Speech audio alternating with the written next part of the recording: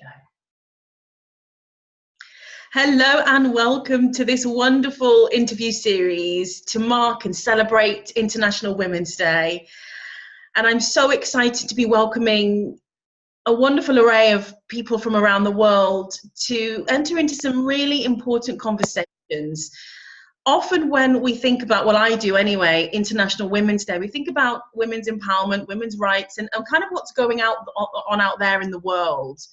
And it can often seem a little bit out of reach. So what I wanted to do with this interview series is kind of bring it back to us, bring it back into what we do have access to and control over, and that is what's happening in our own lives, in our own homes, and how we can, what we can do to just make it that little bit better along the way. So I'm so excited to welcome Juliette's Kitchen, and she is a nutritional consultant and chef and holistic wellness practitioner and expert. I consider her to be one of the most knowledgeable holistic health practitioners that I have ever come across, and she's really helped me out of a few jams in the past. So Juliette, welcome.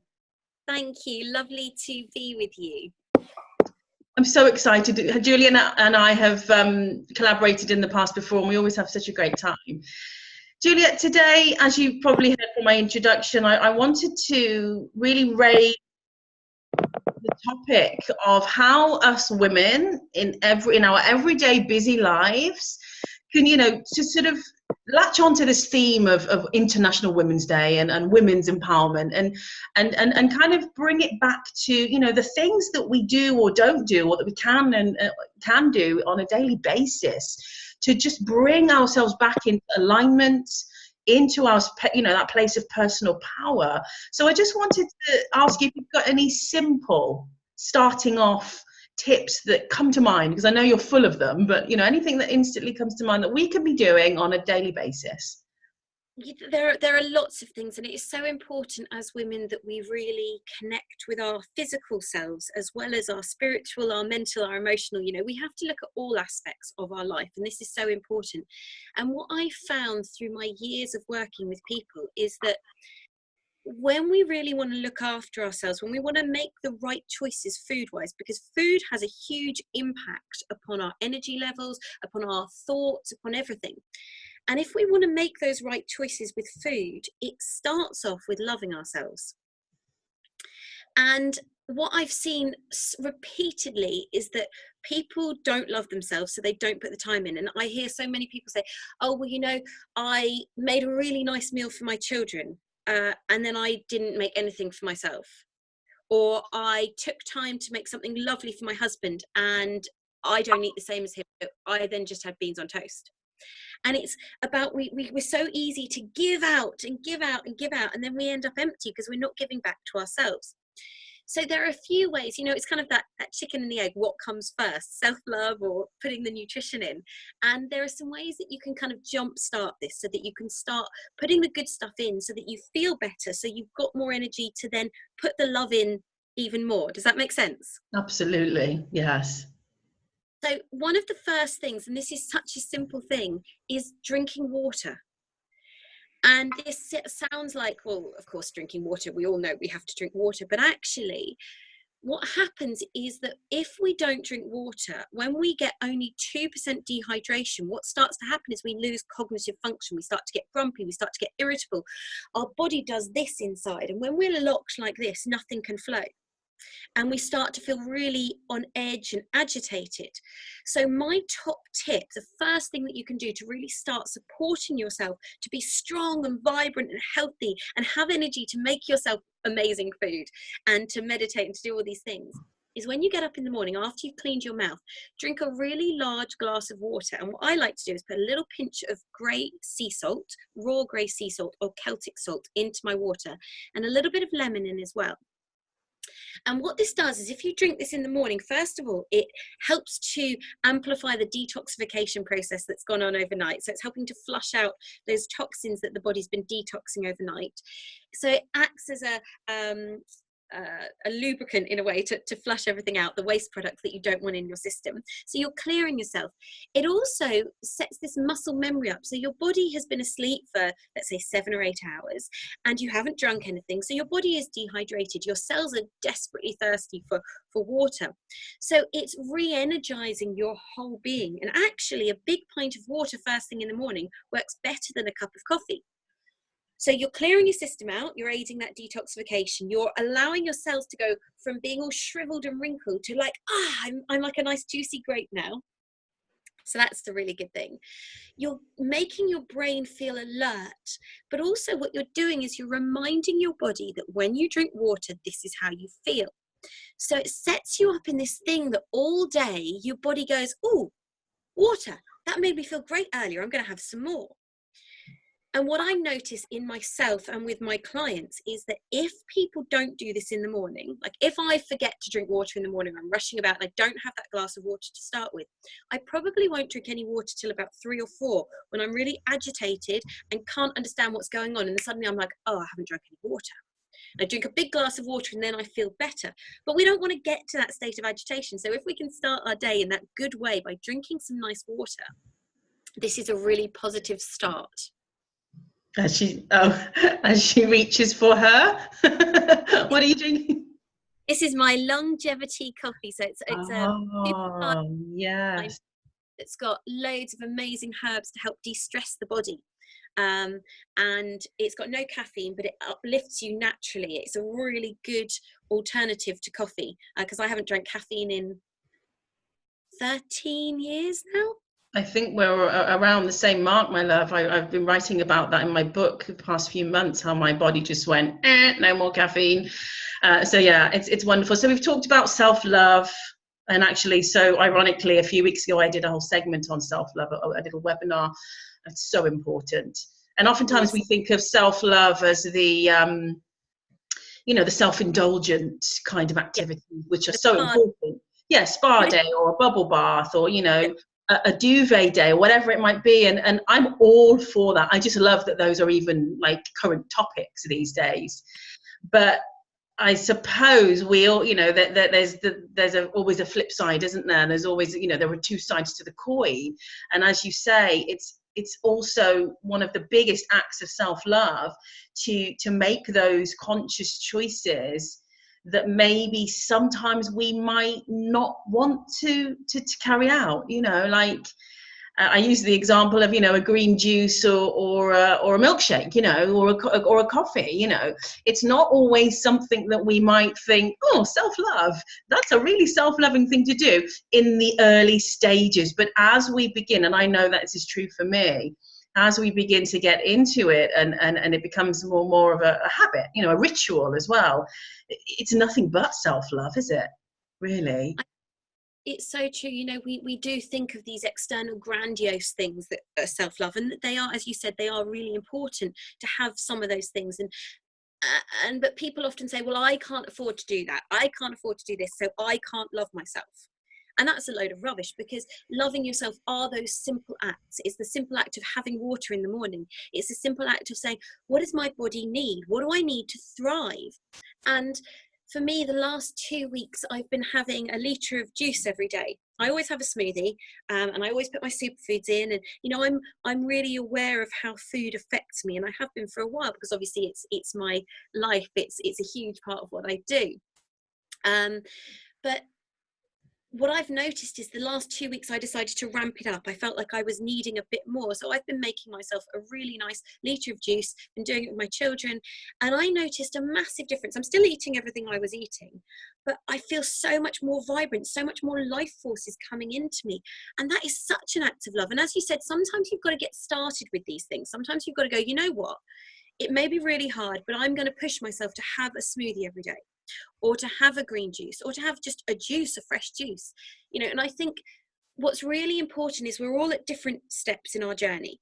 And some people think that you have to go from 0 to 100 in 1 second, but we don't. And it's about looking at where you are and what practically you can do as your next step. It's like, don't try and climb Mount Everest when you haven't climbed the local hill. So find out, well, what is the equivalent of your local hill? Is it having that glass of water in the morning? Or is it going, you know what, I really need to up my nutrition. So every morning I'm going to have a nice chocolate smoothie.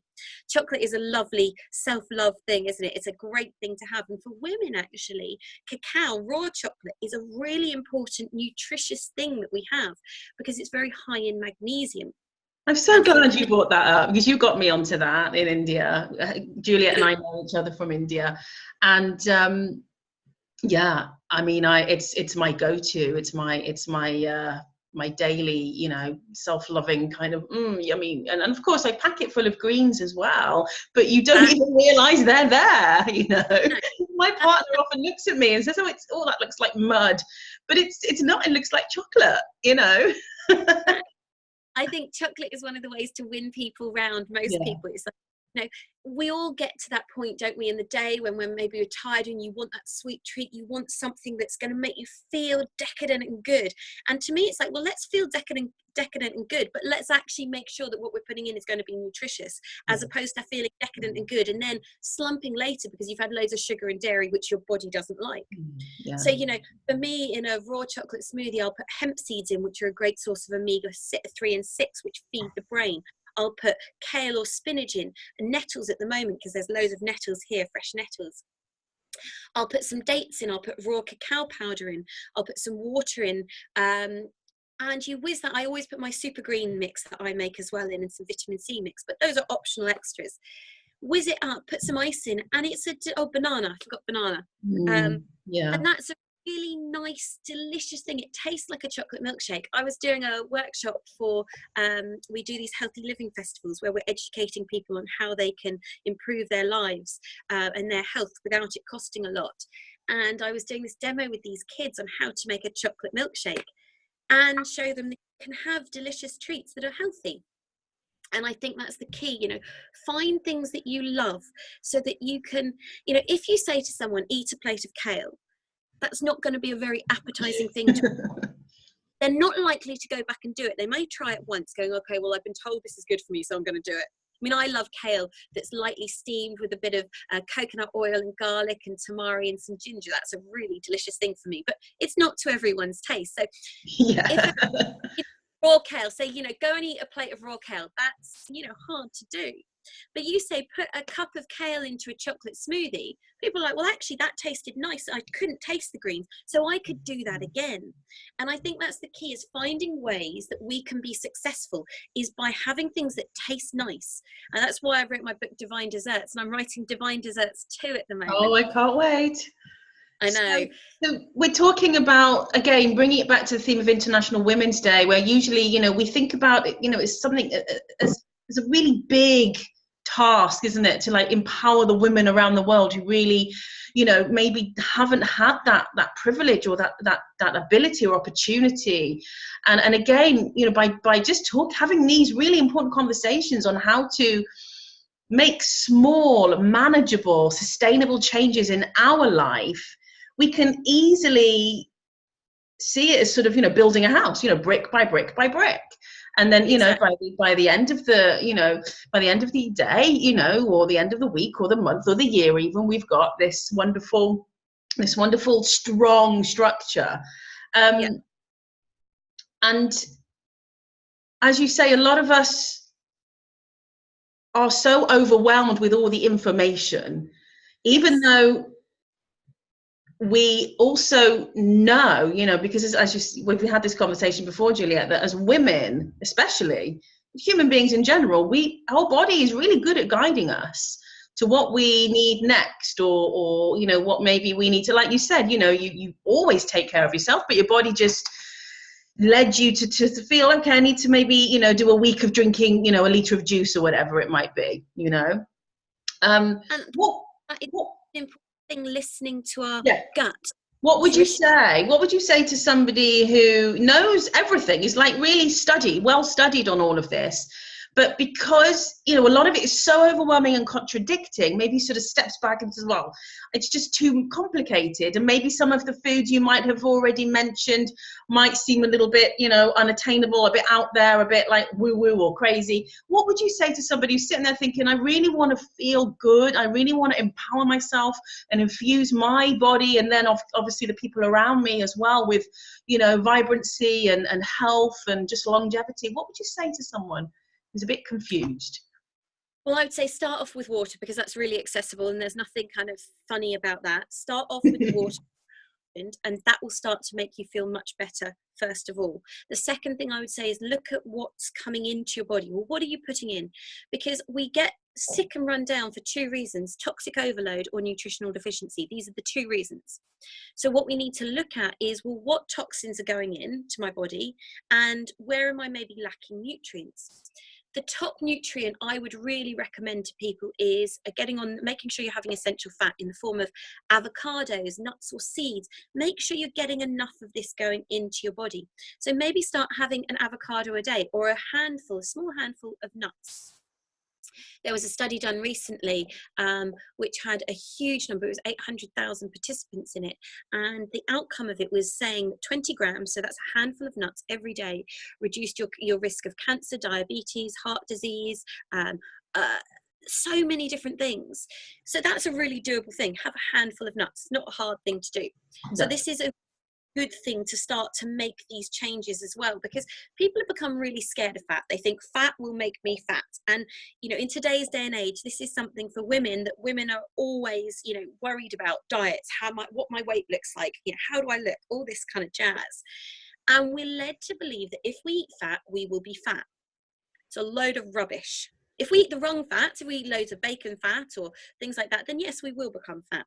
But if we're eating good raw fats, this is just going to feed our body, feed our brain, and make us feel really good. It's going to fill our bodies up for longer, so we eat less in the long run. And I think this is really important. Another thing that I think is really key when we're looking at it, so we're drinking our water, we're having our essential fats, we're looking at reducing the toxic load coming in to our bodies. And one of the key toxic loads into our bodies are our thoughts. Yeah. And what happens so often is that people are in this like diet mentality, or this, I shouldn't have this, I shouldn't have this, I shouldn't do this, I shouldn't do this. So you're eating and you're putting all those negative thoughts in with your food, instead of eating and celebrating the food that you're eating and going, you know what, I really fancy this, so I'm going to eat it and I'm going to enjoy it, but I'm not going to have two of them, I'm just going to have one. And I'm not going to put all this negative patterning into my system. Because, you know, we beat ourselves up. We can't really win as women quite often. It's like you really crave something, so you give in and eat it, but then you feel guilty for the next week that you've eaten it because you think it's going to make you fat. You don't eat it and you're thinking about it the whole time and torturing yourselves in this whole world of like, oh, I didn't eat it, I really want it, I really want it. You know, so we're putting ourselves through hell unnecessarily. So I'm so glad you've brought that up, because I think it's the biggest topic around food, isn't it, for us women? You know, us women who have you know, foods readily available to us. So what do you see within your clients as being one of the most common, you know, pain points for them? Is it sort of body image, making the right choices, managing, you know, their urges, their cravings, you know? Because I mean, I know for sure that it's been a long journey for me around actually allowing myself to have pleasure, you know, and associate food with pleasure. Not always, but sometimes. And the fact that it's there and it's allowed. What is it? How have you witnessed that in your working with your clients? Yeah, I think so many people that I see have this negative patterning around food. They've either had issues when they were a teenager where they've really struggled with foods and anorexia and things like that, or they've spent their life going on and off diets, you know, yo-yo dieting through their whole lives and never been happy with how they look. So they're always striving, searching for a way to make themselves look better and feel better, and never accepting who they really are in themselves. And this leads to a lot of stress and a lot of unhappiness and a lot of negative feeling around who they are in themselves, you know. And when we feel negative about how we look, this affects our whole self-esteem, our whole demeanor, our whole way of life, of actually shining and going, you know what, I may be a stone overweight, but you know what, I feel great. Yeah. And that radiates out, doesn't it? When you feel confident and happy and you feel beautiful inside, it doesn't matter what you look like on the outside, and vice versa. And I think that this is something we really need to work on. What I've noticed as well when I'm working with women a lot is that so many women just give and give and give and give, and they don't put themselves first, and they're constantly lacking in energy, in time, in space, because they don't give it to themselves. And I've done this for years as well. This is something I consciously work on all the time, going, you know what, I deserve time. I deserve to put time and energy into me. And I felt guilty for years. You know, I think sometimes when you become a mother as well, it's like you have to feel like you have to be this martyr and give up yourself and your life for your children. It's a very common archetype that we, a lot of us women adhere to. Yeah. It's mental. And I'm constantly fighting that programming within myself, going, you know what, I do deserve to have a nice bubble bath. I do deserve to take time to make myself a nice meal. You know, I've got a 14-year-old, 7-year-old, and an 18-month-old. So I'm in that stage with the 18-month-old where he sleeps and it's like, quick, run around, do loads of things. Yeah. And I have to remind myself to stop and actually, like, let's just meditate for 10 minutes. Let's do yoga for 15 minutes to make myself some food, as well as running around trying to do all the other things. Because I know that if I don't do that, then I will end up crashing and burning. And I don't want to get into that negative pattern anymore. I want to put myself first so that everyone else can then thrive as well. Because that's what I think as women, we're very good at giving and nurturing. But if we don't nurture ourselves, we get to the point where we actually give from a place of resentment because we're empty. I was about to say that word. We end up moving into victim state. Exactly. And resenting the people, our most treasured loved ones, don't we? Or whatever it is that we're giving to. And this is, of course, this is huge in our daily lives within the four walls of our homes. But then, of course, we end up with modern, supposedly, you know, advanced women with access to so many resources out there in the world, operating from this empty, resentful, you know, running on empty kind of state. So this is, you know, I love, you know, we're going to be coming to an end soon, the interview, but I love how we've looped it all the way back to, you know, the overarching topic of how can we bring it back to ourselves in our own, the intimacy of our own lives and homes, and then from that platform, from that state of centeredness, strength, personal power, rise up and join together as women around the world alongside our men to really affect change on this planet, which is really what we're all here to do in these lifetimes, isn't it? And I think, you know, one of the really key ways that we can do that is by putting time into eating well. Yes. You know, I think that is that's why I asked you to do the interview, because I agree. I really do agree. So I think you have your water, but also like just take that extra 5-10 minutes to make yourself nice food and know that you deserve to have that good food, because that good food isn't a donut and a glass of wine.